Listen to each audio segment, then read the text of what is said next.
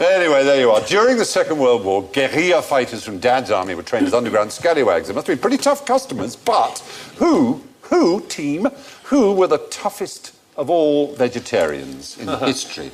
That's a sort of a bit of a, what's it called, an oxymoron, that, isn't it? You'd think, well, is it? There are whole swathes of Asia where there are a lot of vegetarians. There I'm are. sure their armies would be quite fearsome. Some sort of Shaolin monk, ninjas, kung fu. Are we Orient here? Are we Oriental? Yeah, well, I mean, you may be right, but who are the toughest? Well, not the toughest. Bulls. Bull. Yes, well, of course, that's true. The strongest animals on Earth are all vegetarians. They're tougher than anything, and they're not carnivores. True. But no, I'm thinking of in history... Hitler was quite tough, I suppose. Ah, yes, but Hitler was not a vegetarian. Wasn't he? No, oddly enough. For some reason, people want to think of him as a vegetarian. I mean, it's certainly true that he didn't smoke or drink much. He occasionally had glasses of wine, but... I'm not saying he was wonderful, but then... by saying he's vegetarian, I'm not saying he's ghastly either. Think of a film in the last 15 years. Cowboys. No. Cowboys.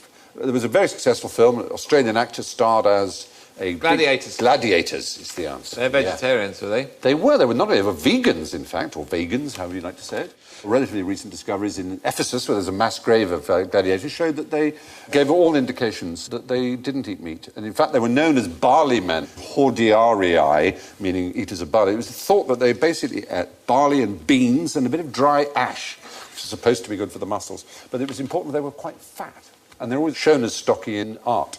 Right. How can they find out that they're vegetarian from an archaeological dig? Well, another thing is teeth. Shopping list. Oh, OK. Teeth. You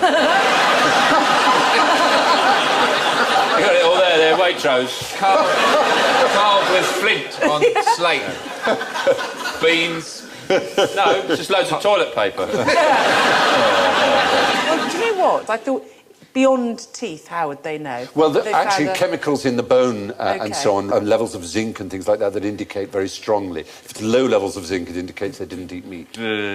See, I have a problem with all this sort of prehistoric science is the fact that they get the bones and they go... bzz, bzz, I'm assuming that's something like that. Yeah. And they've got to find something, haven't they? They go, oh, well, these chemicals suggest they only eat vegetables. They can't go, hasn't been of any use to us whatsoever. Well, oddly enough... Wasted the last 3 bloody years of my life!